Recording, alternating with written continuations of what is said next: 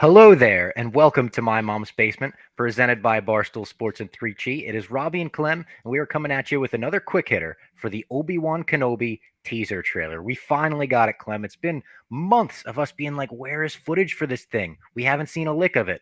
We saw about 2 minutes of it today, and it looks pretty damn good. We were just talking about the Batman showing a little too much in its trailers, and I like that for this one. We didn't show that much. We showed, obviously a little bit of Obi-Wan, a little bit of Inquisitors, see a little young Luke driving around in the little metaverse, as Frank the Tank said. But we don't know much more about the series than we did going in, and I really enjoyed that. Yeah, me too. Like you said, you get kind of like the showing a little skin, not a lot, a little bit some leaving a lot for the imagination, but exciting. I realized going into this when we were hoping, I think it was a Super Bowl, right? We were hoping the trailer was going to come out in the Super Bowl.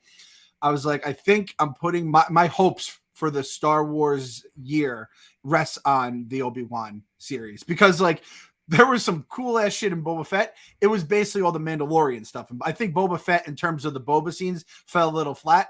So I'm putting my hopes in Obi-Wan, and based on the trailer we saw today, I feel pretty good if that's going to be, the centerpiece of the franchise for 2022. Because, I mean, and clearly they agree, because when you're throwing Duel of the Fates right in our face to start it, it's like, all right, well, there's really no way that this could be bad, because that song is so fucking good. It, like, kind of, for someone like me, I know the younger crowd, like, fell in love with The Phantom Menace. It was a kid's movie. You guys were kids. But for the older people like me who may not have liked it as much, that was the one thing. Like, I might have hated that movie, but I was humming that song to myself for weeks after I saw that movie. And I was humming it all day today, man. Just goosebumps on goosebumps. It was almost unfair how they did that to us. There's no way we're not going to like that trailer. The little things, they did Duel of the Fates, and then they went into Battle of the Heroes, which is the song when Anakin and Obi-Wan are fighting. And then they went into, like, I think it's called, like, Anakin's Dirty Deeds or something, when you hear the breath of Vader to end the trailer, which we called. We were like, that's all you need. You don't need a ton of Vader. You just need his breath. And we're like, oh, my God. And that's what this is. This is a teaser trailer to a show that everyone who's going to watch it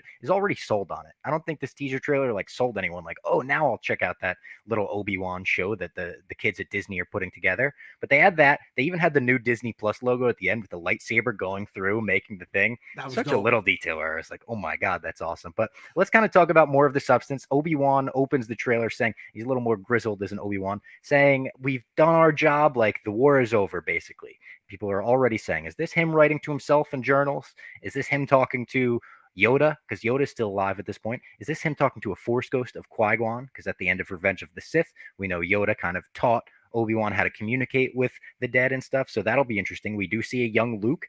I sort of hope this is the Luke we get in the whole series. Like see him from a distance, but it's not about him. We shouldn't get too many scenes with them interacting. I think in A New Hope, Luke and Ben have met. Like Luke knows him as, oh, crazy old Ben, like whatever. Yep. But I hope they keep it to a minimum. It'd be nice to see Leia from a distance as well, a little Bail Organa. And something I was very happy about is we're not spending this whole show on Tatooine. It's clear that we're going to a new planet. There's the Inquisitor planet, which is right around the corner from Mustafar. It's basically like right next to Mustafar. That's where we see that big castle that's in the middle of water. That's where all of the Inquisitors, aka Jedi hunters after Order 66, live and kind of operate out of. We're going to see a little bit of Mustafar, I assume. We're going to see a little bit of this new cyberpunk planet that looks like Tokyo or something. I like that we're going to different areas after Obi-Wan. Like we said, leave Tatooine alone for a little bit. We've seen enough of it. So when I said like we're getting an idea of what's coming, I basically just found out I'm not going to be in Tatooine for the entire series, and that just made me breathe a sigh of relief. And again, we love Tatooine, but like we've been there enough through all the different movies and now the shows and all that kind of stuff. We're getting away. We're getting into cool planets like Mustafar and all the, I guess, those shit planets you could call them. Those things are cool as hell, man. And I want to see more of that. And I had no idea who these Inquisitors were. In my notes, I saw that the face, the bald dude. I'm like, is that going to be Vader? I thought Vader was more charred up than that. He's not quite, he wouldn't turn pale that quickly after living in the suit for years. He turns that pale. And I just was going to call this guy the bald fuck. And then I was like, Robbie actually probably knows his name. It's probably not that in Wikipedia is bald so fuck. That guy is the Grand Inquisitor. He's kind of the person who all of the other sisters and brothers operate under. And he looks a little strange, I will say, when you compare him to his cartoon counterpart. his cartoon counterpart's very slender, and he has a very tall head, almost like that guy with the ugly teeth from Utapau that Obi-Wan talks to. He's like, General Grievous has us hostage. Like, you got to save us.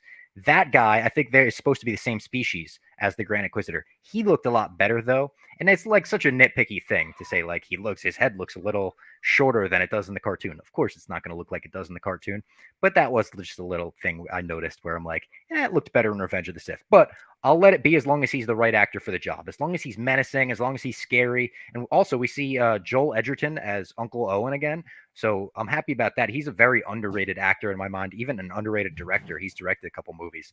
And I think it's going to be cool to see Obi-Wan try to get the Inquisitors sent off of Tatooine, because it's clear they come to Tatooine. They do a fucking public hanging in this trailer, which is a very big, like, whoa, this is going to be adult, this is going to get dark at times indicator right away. And I guess Obi-Wan's going to have to, like, go to another planet to be like, hey, I swear nothing crazy is going on at Tatooine. I'm not here to defend one child who's your boss's son.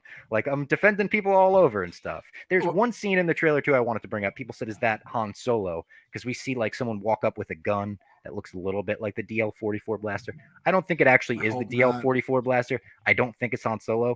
I think that's going to be Obi-Wan, but I don't think Obi-Wan's going to be able to use the lightsaber for most of the show, because that'll expose him as a Jedi. I didn't think about that too. Yeah, he can't really use the lightsaber because that just puts like the Jedi fucking, pointer at you. Yeah, and everyone. That's how you get exposed in Jedi Fallen Order, that game. Like, you use the Force in front of an Inquisitor, and they're like, well, you're right there. You've been under our nose the whole time. Like, Obi-Wan's got to avoid that. But there is the opportunity for real tension in like, oh shit, is he about to get discovered? Is he? And we know he's not, but they'll be able to build that in the show, And he's going to probably use that lightsaber one or two times where he can conceal it and just, slice and dice someone. At least that's what I think.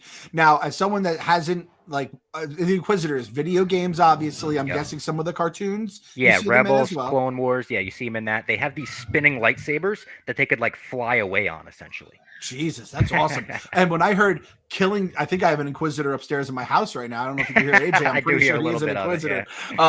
Killing Jedi takes patience.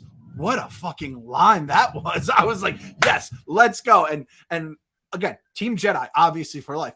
But I like a good villain. I like a good set of villains. And if these guys are as badass as they seem just with that line alone, I'm in. I'm 100% in. It's all connected to Order 66 too, like the Inquisitors come to get the people that escaped Order 66. We love Order 66 content on this podcast. That's like the snap of the Star Wars universe, as we like to call it. So seeing more of that, seeing the potential of flashbacks with Hayden Christensen as Anakin, or even Tamora Morrison as Cody, or Tamora Morrison as Rex, as a clone trooper, I think would be so awesome. This trailer also, in my mind, looked more cinematic, more movie-like than even the Boba Fett or Mandalorian stuff. Maybe that's because it's Ewan McGregor. He's a movie actor from the prequels and stuff. I just associate it with that, but it felt bigger.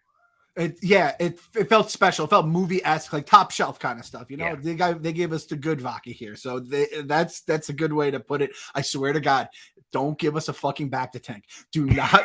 if you have back to tank stuff in there, Star Wars, Filoni, take it out.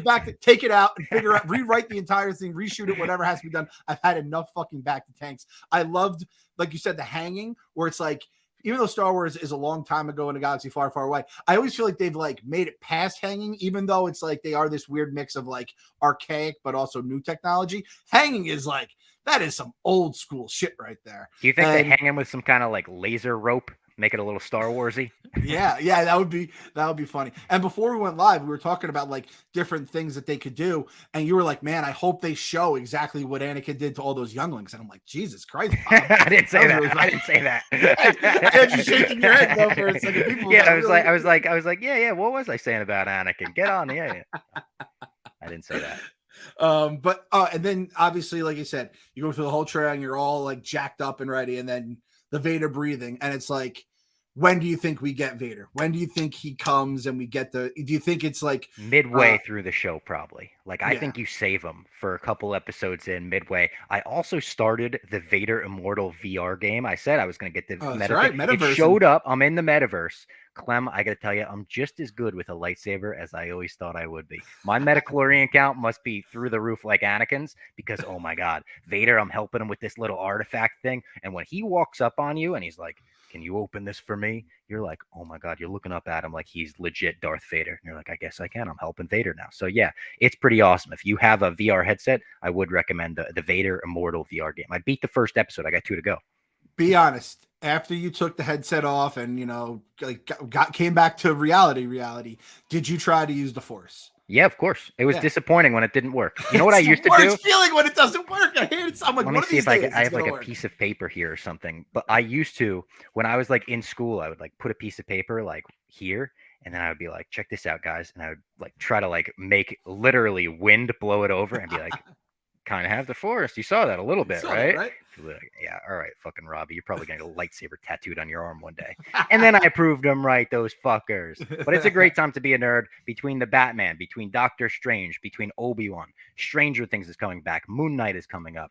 It is an amazing time to be a geek, to be in my mom's basement. Make sure you like the video. Make sure you subscribe. Comment your favorite moment or your thing that you're looking forward to the most in the Obi-Wan show. And keep the basement lights on. We're keeping these lights on. We're close to 15,000 subs. If you're into the MMA content, we'll have another MMA show tomorrow. And we're keeping the basement lights on here, Clem. I'm honestly very hopeful about it. Star Wars is all about hope. I got hope. I got hope too, baby. The one thing I'm hoping for this series, just make it better than Boba. That's all I'm asking for. And again, I'm including Mandalorian side of Boba too, which makes it a little better. But as a full, I want to leave that feeling better than I did at the end of Boba. So thanks. Boba, I left feeling very whelmed. And I was like, that was a great show, but I was whelmed. This one, I want to be overwhelmed. I want to be mind blown. I want to say that fight between Vader and Obi-Wan was everything I wanted it to be. And I hope that this show is redemption for both Hayden and Ewan, and not necessarily redemption to Star Wars fans. We all love the prequels in our own way, right? But to everyone else, give them good material, the material they deserve. So May 26th is the debut of this show. I can't wait. Let's go.